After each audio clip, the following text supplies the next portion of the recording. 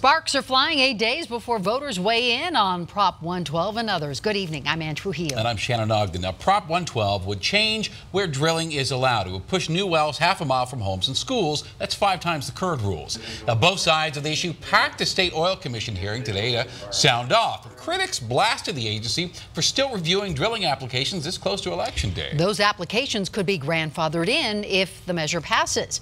Denver 7's Jennifer Kovaleski gets to the truth. Press pause because there's an election 8 days away. One by one. If the oil and gas industry will not give an inch, we will take 2,500 feet. Supporters of Prop 112 make their message clear to the state's Oil and Gas Commission, the agency in charge of regulating our oil industry. You need to stop approving any permit that's within the 2,500-foot setback that the people are voting on. This is not about health and safety. This is a ban on oil and gas. While those against the measure, including a handful of oil workers, push their agenda. We love and care about this state as much as others do. Oil and gas is vital to our state and our country. In the middle of the heated Prop 112 debate, still a week away, comes more pressing business.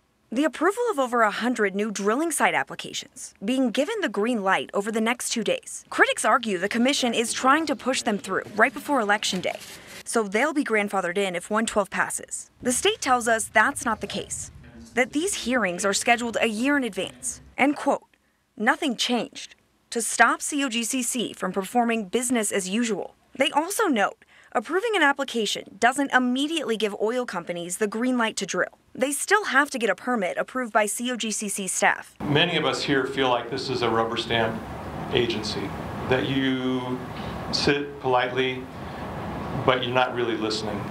The Oil and Gas Commission says they have withdrawn the permit in the past, and they are simply working within the guidelines set forth by the state.